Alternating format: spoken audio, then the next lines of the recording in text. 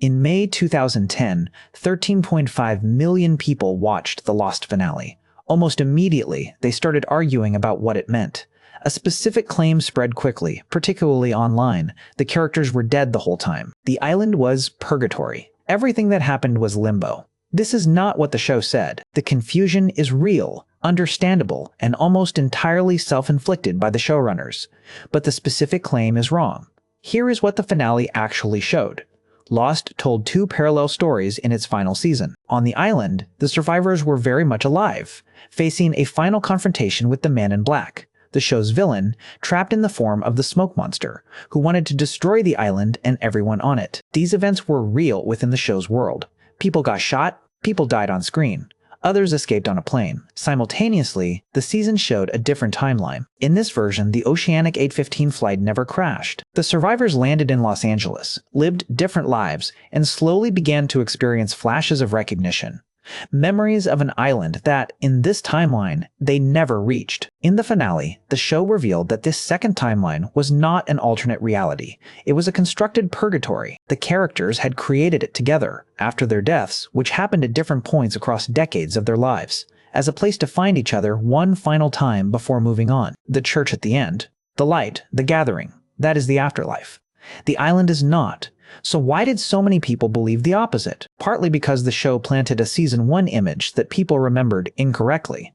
In the very first episode, the camera pans over wreckage on the beach after the crash. Some viewers interpreted this as evidence that no one could have survived, seeding a theory that would grow for 6 years.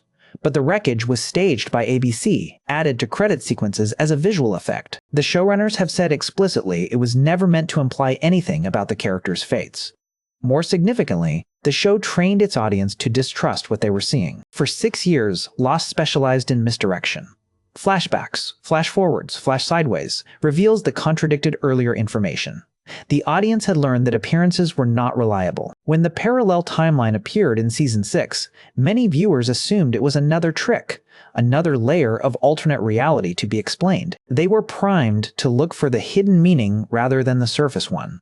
And the surface one, for once, was the actual one. The harder question is not what the ending meant. It is whether the ending worked. Lost built its audience on questions. The hatch, the numbers, the Dharma Initiative, the nature of Jacob and the Man in Black. What the island actually was. Over 6 seasons, the show answered almost none of them in any satisfying way. The finale chose emotional resolution over mythological resolution. Jack died protecting the island. The survivors found each other. The light remained on. For viewers who had watched 6 years of mysteries unfold, this felt like a betrayal. Not because the island was purgatory, it was not, but because the questions the show had spent years raising were simply dropped. The confusion about what the ending meant is, in a way, evidence of this failure. The show had trained viewers to analyze everything for hidden meaning. When the ending arrived with an unusually straightforward emotional message, people looked straight through it. They were still waiting for the real answer. There was not one. Now you know.